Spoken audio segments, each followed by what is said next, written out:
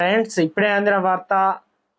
ఎమ్మెల్యేపై చెప్పులతో దాడి, రాష్ట్రమంతా షాక్ అంటూ వార్తలు అయితే వినిపిస్తున్నాయి. దీనికి సంబంధించి వివరాలు చెప్పడానికి వీడియో జరుగుతుంది.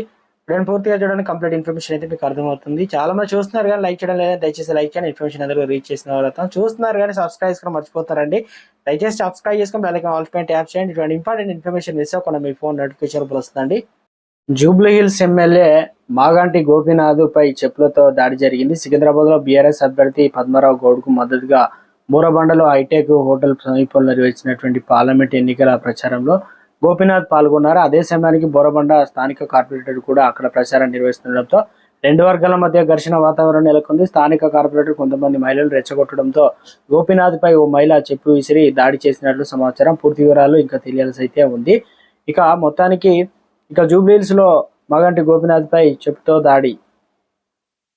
సికింద్రాబాద్ బీఆర్ఎస్ అభ్యర్థి పద్మారావు గౌడ్కు మద్దతుగా బోరబండలో హైటెక్ హోటల్లో సమీపం పార్లమెంట్ ఎన్నికల ప్రచారం చేస్తున్నప్పుడు ఇదే సమయానికి అక్కడికి వచ్చినటువంటి కార్పొరేటర్ చెప్పుతో దాడి అయితే చేయడం దాంతో పాటు సంచలనంగా మారింది అంటున్నారు ఓ మహిళ. ఇటీవల కాలంలో కేటీఆర్ పైన కోడిగుడ్లు, ఉల్లిగడ్డలు, రాళ్ల దాడి చేయడం, ఇప్పుడు ప్రస్తుతానికి మరో ఎమ్మెల్యే పైన కూడా ఈ రకంగా చేయడం రాష్ట్రంలోనూ ఎన్నికల హీట్ పుట్టిస్తుంది. దాంతోపాటు సంచలనంగా మారిందంటున్నారు రాజకీయ నిపుణులు.